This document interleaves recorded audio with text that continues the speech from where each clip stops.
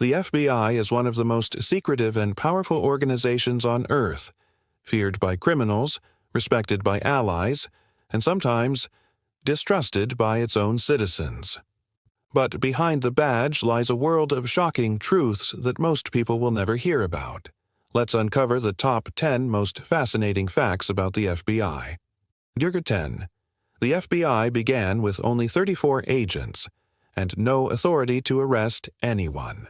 When people think of the FBI today, they imagine a massive intelligence machine with thousands of agents, advanced labs, and access to every piece of digital information imaginable.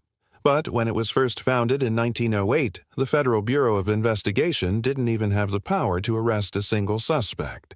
President Theodore Roosevelt and Attorney General Charles Bonaparte created it quietly, without approval from Congress, as a small team of 34 investigators under the Department of Justice. Their mission was to investigate crimes that crossed state lines, but at first they had no real enforcement power. They had to rely on local police or U.S. Marshals to make arrests for them. At the time, America was battling corruption, organized crime, and anarchist violence. Roosevelt wanted a federal agency that could handle crimes that local sheriffs couldn't. But Congress opposed the idea of a national police force, fearing it would be used to spy on citizens. So the creation of the Bureau of Investigation, the FBI's original name, was almost done in secret. These first agents were lawyers, accountants, and even former Secret Service members. They traveled across the country by train, investigating land fraud, white-collar crime, and political corruption. It wasn't T until the Mann Act of 1910, which made it illegal to transport women across state lines for immoral purposes, that the Bureau got its first real enforcement authority. From there, it grew rapidly. During World War I, it began tracking espionage and sabotage cases. By the 1920s, its agents were chasing bootleggers and gangsters across the nation. And yet, its humble beginnings, no guns, no badges, and no power to arrest, make the FBI's rise to global dominance even more astonishing. Number 9. The FBI's fingerprint database. Once contained over 100 million records, all on paper. Before the age of computers, identifying criminals was a nightmare. Local police departments had their own records, but there was no centralized way to compare fingerprints nationwide. That changed when the FBI established its identification division in 1924. It began collecting fingerprints from criminals, job applicants, and even military personnel. And within a few decades, the Bureau had built the largest fingerprint collection in the world.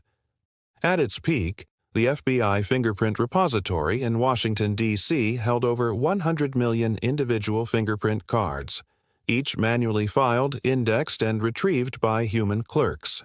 Imagine an enormous warehouse filled floor to ceiling with cabinets, drawers, and files, all organized by the Henry classification system, a method so complex that new technicians had to undergo months of training just to read it. Thousands of clerks worked around the clock, processing mail from police departments all over the country. Every day, the FBI received thousands of envelopes containing fingerprint cards. If an officer arrested a suspect in California, they'd ink the person's fingers, press them onto a card, and mail it to D.C. There, FBI staff would compare the prints by hand. Magnifying glasses, rulers, and eyes trained for microscopic detail. It was like finding a needle in a haystack, and yet they often succeeded. Then came the digital revolution. In 1999, the FBI launched AFIS, the Integrated Automated Fingerprint Identification System, capable of comparing fingerprints electronically in seconds instead of weeks. That system has since evolved into the Next Generation Identification, NGI, program, a vast biometric database that now includes not just fingerprints, but facial recognition, iris scans, and even tattoos. The transformation from a paper-based maze to an AI-driven biometric system mirrors the evolution of the FBI itself, from a dusty room of file clerks to a high-tech intelligence powerhouse. But here's the eerie part. Even today, the Bureau still holds some of those original paper fingerprint cards in storage, silent relics of an age when a few inked impressions could decide a man's fate. Number 8. J. Edgar Hoover turned the FBI into his personal empire. If there is one name that defines the FBI, for better or worse, it is J. Edgar Hoover. He was appointed as director in 1924, at just 29 years old, and stayed in power for nearly half a century, through 8 presidents from Calvin Coolidge to Richard Nixon. During that time, Hoover transformed the FBI from a small investigative office into the most feared and powerful law enforcement agency in America. But he also built a secret empire that blurred the line between justice and control. Hoover demanded loyalty and discipline from his agents. He introduced standardized training, a professional dress code, and one of the most advanced crime labs in the world. He helped pioneer forensic science, creating systems to analyze bullets, handwriting, and blood types. To the public, Hoover was the hero who modernized law enforcement, the man who took down gangsters like John Dillinger, Pretty Boy Floyd, and Babyface Nelson during the violent 1930s. But behind the scenes, Hoover's methods were controversial. He kept secret files on politicians, judges, and celebrities, including Martin Luther King Jr., John F. Kennedy, and even Marilyn Monroe. These files allegedly contained personal details that could be used for leverage or blackmail. No one dared to challenge him because everyone feared what Hoover might know. During the Cold War, Hoover turned his attention to communism, launching one of the largest domestic intelligence operations in U.S. history. Under COINTELPRO, Counterintelligence Program, the FBI secretly monitored and disrupted political organizations, from civil rights movements to student protests, often using illegal wiretaps and infiltration. By the time Hoover died in 1972, the FBI was deeply entrenched in the nation's political fabric. Congress later passed laws to limit the Bureau's power, but Hoover's legacy remained, a symbol of both efficiency and abuse, brilliance and paranoia. Even today, inside FBI headquarters in Washington, D.C., his name is literally carved into the stone. The building is officially called the J. Edgar Hoover Building. It's both an honor and a warning about how absolute power can redefine justice. Number 7. The FBI once hunted an alien. Literally. It might sound like a joke, but one of the most bizarre documents in the FBI archives is something called the Hot Tell Memo. In 2011, when the FBI released thousands of historical files to the public through its online vault, this particular memo became an internet sensation. Dated March 22, 1950, it was written by an agent named Guy Hottel, reporting to the FBI director about an Air Force investigator who allegedly recovered 3 flying saucers in New Mexico.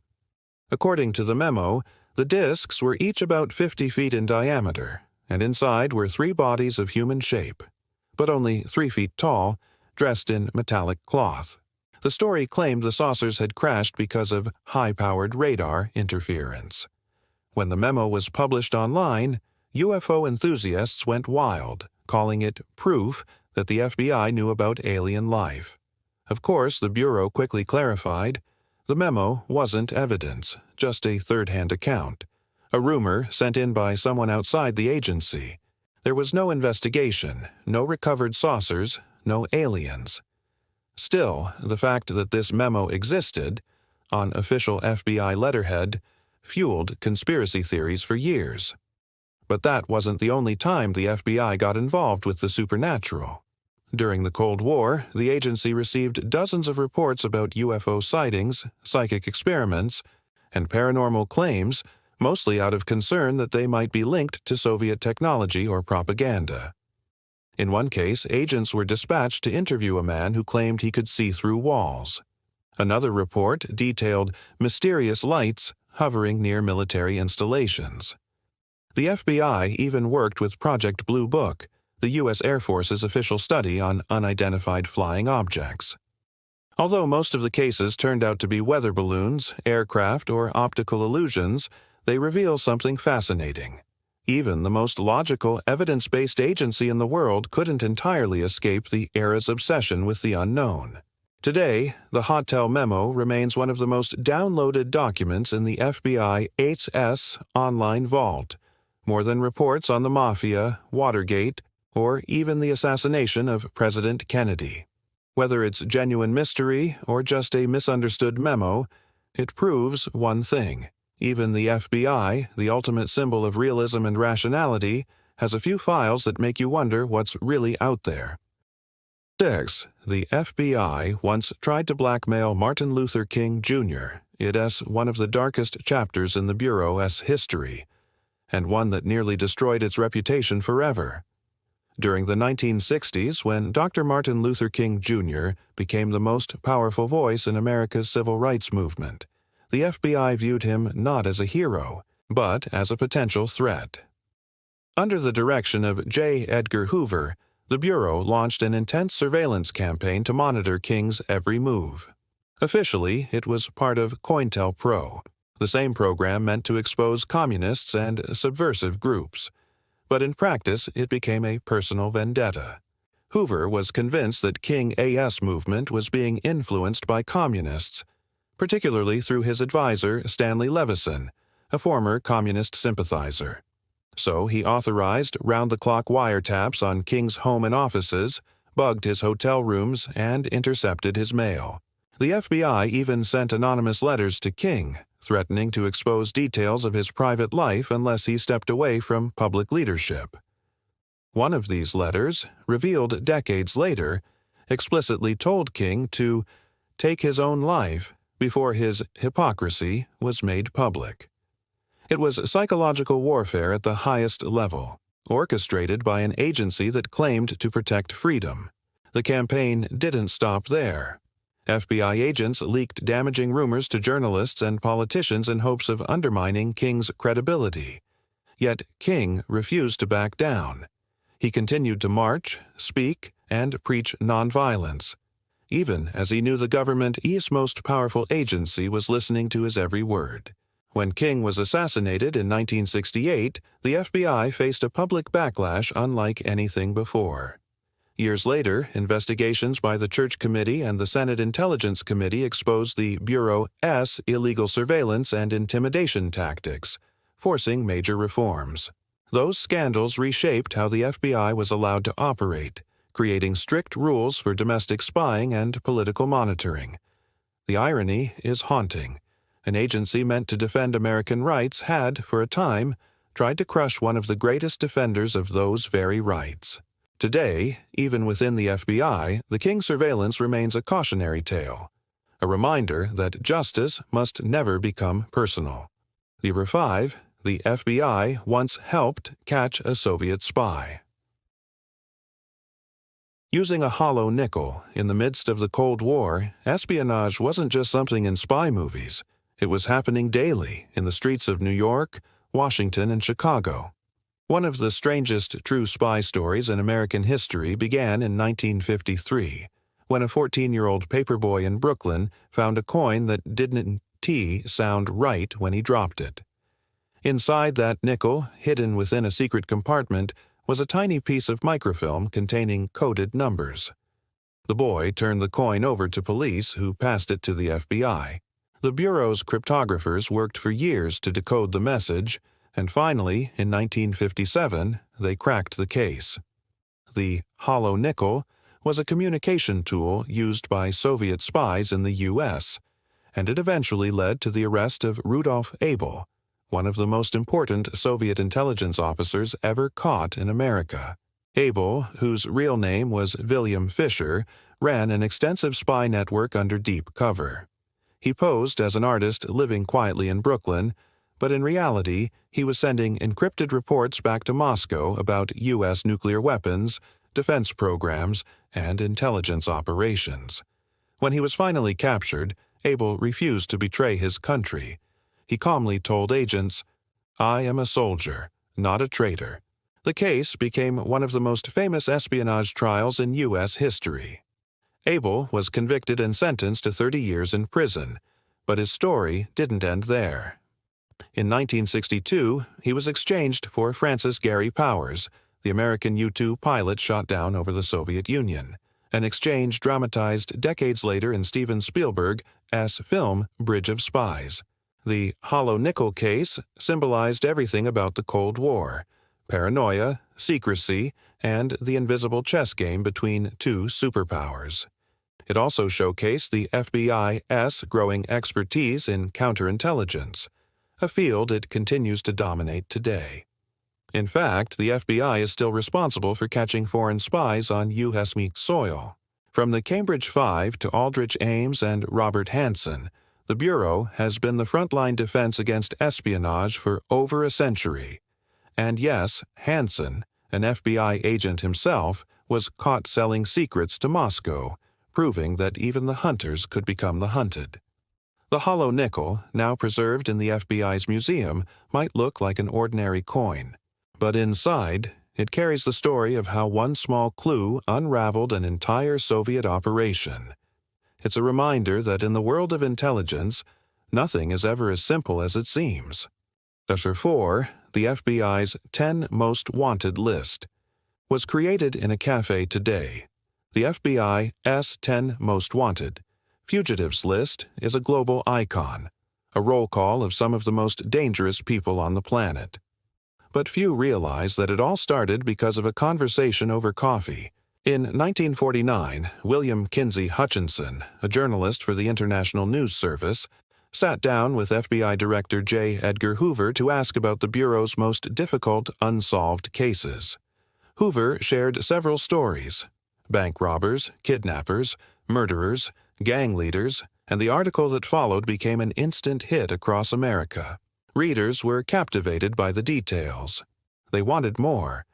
The FBI noticed that people were eager to help, sending in letters and tips to local field offices. Hoover saw an opportunity. A year later, in 1950, he made it official. The 10 Most Wanted Fugitives program was born. Its goal was simple: public exposure. If millions of Americans knew who these fugitives were, someone, somewhere, might recognize one of them. And it worked, spectacularly. The very first man on the list, Thomas Holden, a murderer wanted for killing his wife and her relatives, was captured just 3 months later after someone recognized him from a newspaper photo. Since then, over 500 fugitives have been placed on the list, and more than 90% have been caught, often thanks to ordinary citizens spotting them in public, on TV, or even on wanted posters in post offices. The list has featured infamous names: Ted Bundy, James Earl Ray, the assassin of Martin Luther King Jr., and Ramzi Youssef, the mastermind behind the 1993 World Trade Center bombing. It even appeared on TV shows, in newspapers, and on billboards. Today, the list is updated instantly online and shared through social media. But the mission hasn't changed.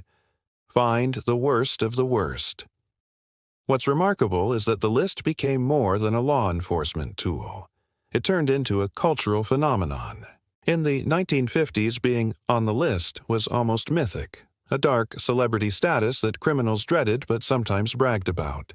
For the FBI, it became a symbol of success, proof that the American public could be its greatest partner in justice. Next time you see a Most Wanted notice, remember, it all started with a casual chat in a D.C. cafe, and an idea that would make fugitives worldwide sleep a little less easily. Chapter 3. The FBI's Forensic Science Lab revolutionized crime solving before the 1930s. Solving crimes was often a guessing game. Investigators relied on confessions, eyewitnesses, and luck. Scientific analysis was rare and unreliable.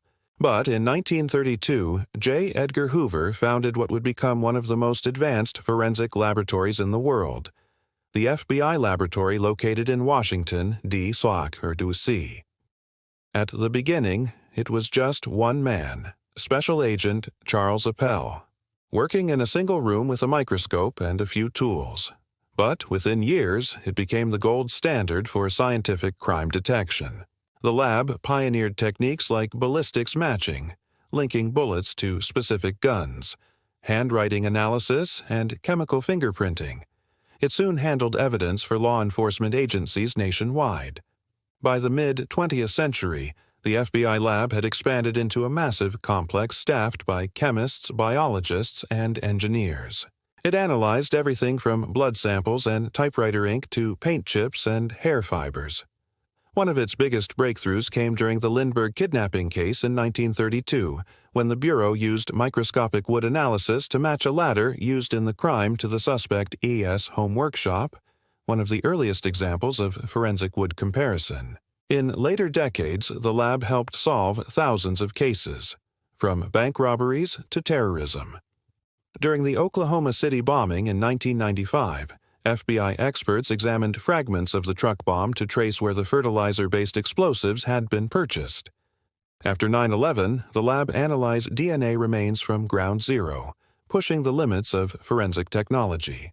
The lab's research has also shaped how evidence is handled globally. Its experts train police departments around the world in fingerprint analysis, trace evidence, and crime scene reconstruction.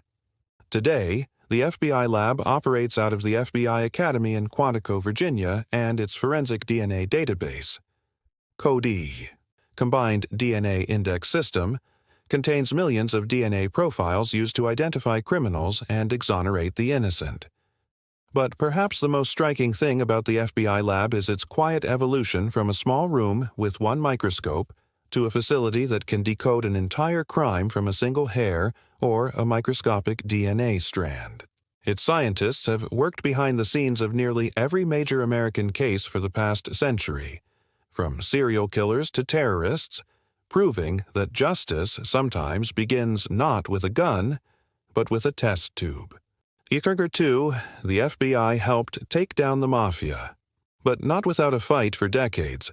Organized crime was the shadow government of America, running illegal gambling, racketeering, drug trade, and political corruption across major cities like New York, Chicago, and Las Vegas. But for much of the early 20th century, the FBI avoided going after the mafia altogether. Why? Because J. Edgar Hoover publicly denied it even existed. It wasn't until the 1950s, after the Appalachian Meeting, a massive secret gathering of mob bosses in upstate New York, was accidentally discovered by police, that Hoover could no longer ignore the evidence. The meeting's discovery exposed the existence of a nationwide criminal network known as La Cosa Nostra, or Our Thing. From then on, the Bureau launched a war unlike any before. In the 1960s, using newly enacted laws like the Racketeer-Influenced and Corrupt Organizations Act, RICO, the FBI began systematically dismantling organized crime families from the inside. They planted bugs in cars, clubs, and homes. They flipped insiders into informants, and they spent years building airtight cases. One of the biggest turning points came with Operation Donnie Brasco, where undercover agent Joseph Pistone infiltrated the Bonanno crime family for 6 years, living as a mobster named Donnie Brasco. His work led to over 100 convictions and exposed the mafia's internal structure like never before. Another landmark case was the Commission Trial of 1985-1986, where the FBI successfully prosecuted the heads of New York's 5 major families. Using wiretaps from bugged meeting rooms in Little Italy, they finally proved that the mafia was run by a ruling body, the Commission. 8 top bosses were convicted, effectively crippling the traditional mafia hierarchy. But the fight didn't end there. Even into the 1990s and early 2000s, the FBI continued to adapt, targeting Russian, Chinese, and Mexican organized crime groups that filled the vacuum left behind. Today, the Bureau's organized crime program still monitors hundreds of transnational syndicates that traffic weapons, launder money, and commit cybercrimes. The mafia once boasted that the FBI can't touch us. Today, that myth is dead. The Bureau's relentless pursuit of the mob helped restore law and order to American cities, but it came at a cost: decades of undercover danger corruption scandals, and even agents' lives lost in the shadows of a war the public rarely saw. Number 1. The FBI is now America's cyber shield. The FBI began as a handful of agents chasing land fraud and kidnappers. But in the 21st century, its greatest battlefield isn't in alleys or safe houses, it's online. The modern FBI has transformed into one of the world's most sophisticated cyber intelligence and counterterrorism forces, operating in over 60 countries with digital reach across the planet. Every second, the Bureau's cyber division monitors digital threats, ransomware attacks, online fraud, election interference, and digital espionage from foreign states. Its cybercrime task forces work side by side with the NSA, CIA, and even private tech companies like Microsoft and Google to defend the nation's infrastructure. One of its biggest recent wins came in Operation Tovar, 2014, when the FBI helped dismantle the Game Over Zeus botnet, a network of over 1 million infected computers used to steal banking information worldwide. In 2021, the Bureau launched Operation Trojan Shield, a global sting operation that tricked criminal organizations into using an FBI-controlled encrypted messaging app called ANOM. Over 800 criminals were arrested across 16 countries, one of the largest takedowns in organized crime history. But the fight has evolved beyond criminals. The FBI now counters cyber attacks from state-backed hackers in China, Russia, Iran, and North Korea. It investigates deepfake propaganda, cryptocurrency scams, and data breaches that can destabilize entire economies. At its headquarters in Quantico, elite cyber agents, many former hackers themselves, run 24/7 operations centers to detect attacks before they hit critical systems like power grids or financial networks. The irony is striking. An agency once known for fingerprints and typewriters now guards against threats that exist only in code. But its mission remains the same: to protect the United States from enemies, foreign and domestic, no matter how invisible they are. Conclusion: from chasing gangsters in the 1930s to dismantling global cybercrime networks in the 2020s, the FBI's story is one of relentless transformation. It has been a hero, a villain, and everything in between, a reflection of America's own struggles with power, justice, and truth. Behind the iconic three letters, FBI, lies a century of courage, controversy, and constant reinvention. It's an organization built on secrecy, but also on the belief that knowledge, technology, and determination can protect a nation in ways that guns alone never could. Whether you admire them or question them, one thing is certain: the FBI has shaped the world we live in, from the fingerprints of the past to the firewalls of the future. Call to Action, CTA. If you like this video, don't forget to hit the like button and share it with your friends. It really helps the channel grow. Subscribe so you never miss our next deep dive into the world's most powerful organizations and the secrets behind them. Tap Join to unlock exclusive member perks, including behind-the-scenes videos and extended episodes. And if you'd like to support our work directly, hit Super Thanks. Every contribution helps us keep uncovering the hidden stories that shaped history. See you in the next episode, where truth is never what it seems.